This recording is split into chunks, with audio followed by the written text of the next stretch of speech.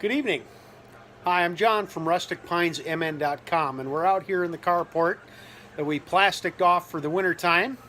That's why it's so bright around. So we can use it for a little extra shop space and tinkering area while the snow piles up outside, and the garage, of course, is filled with all kinds of stuff. I can't even walk around in there, but anyway, you can see the saw project in the background there. I'm taking a little bit of break from that right now to take care of a short, small project for Katie and something she had expressed interest in.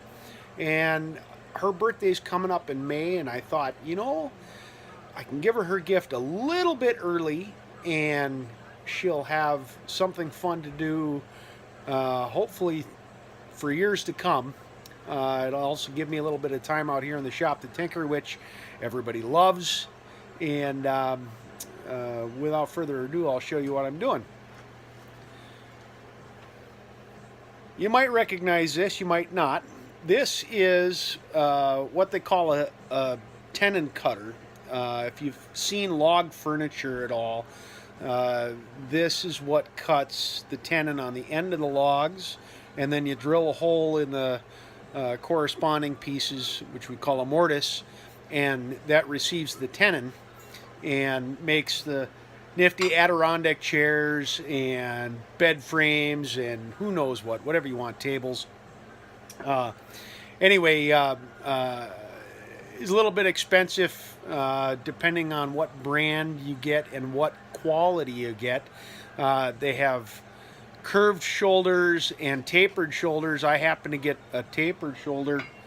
I don't know if you can see in there. It's not rounded, it's just a straight bevel where the blades come in and cut.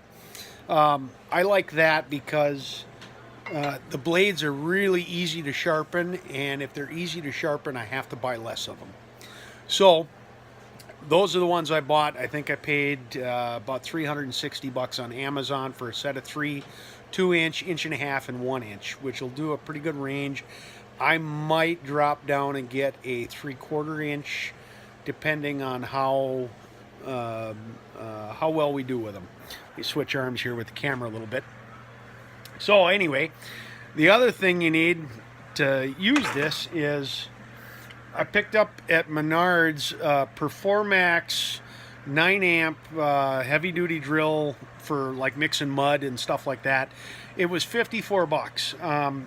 I thought to myself, $54 for a cheap Chinese drill is, yeah, if it breaks an ear, it breaks an ear, but cost me $6 for a 2-year in-store replacement warranty. So $60 for a drill that I can get double the usage out of it, because if it breaks, I'll just take it back and get another one. A good quality one will run you anywhere from, I think I saw Bosch was $168. Rigid had one for $169, and I've seen them all the way up to $300-400.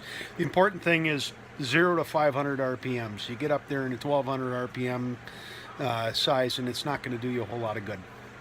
So anyway, the other concern I had with this project is safety.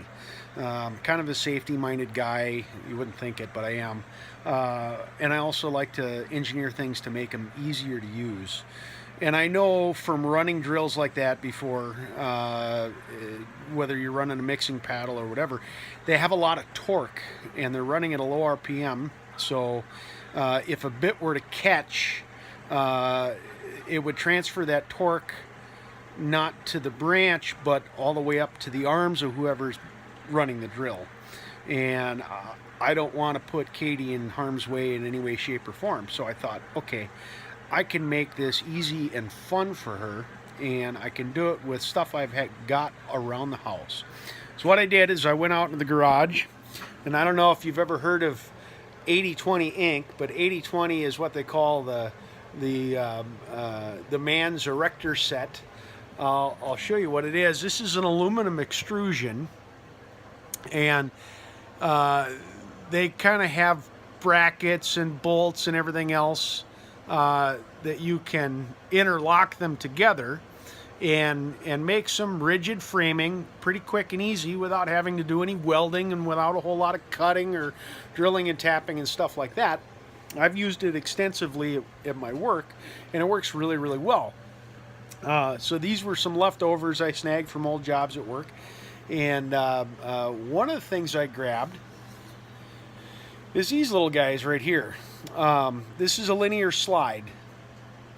It's meant, it's got the same profile on the inside of it as the rail does on the outside. And if you watch here, I'll just feed that on right there. I can get it on there. And they're meant to slide up and down the rail. Nice and easy. So I've got a couple of them. One here, one here. And I've got about a 6-foot piece of this 80-20 I plan on using. So the deal is that I'm going to take the 80-20 and I'm going to mount the drill kind of upside down like this at the end with enough height on it. And then on these pads, I'm going to mount something to hold kind of a cradle for the front end of the log, and then this one will be for the back end of the log. And then I'm going to put a lever on here so that when you push forward on the lever, it moves the log into the bit right here. So as instead of holding on to the drill and experiencing the torque, Katie will simply just push forward on a lever and push the log into the bit instead of the bit onto the log. So I'll have height adjustment so we can hit the center of the bit with the ends of the logs really easy. And hopefully, if this plays out, it'll be a neat little project. So stay tuned, and I'll show you everything else as I go along, and maybe you can do something like this for yourself. So thanks again, and John from Rustic Pines MN saying stay tuned.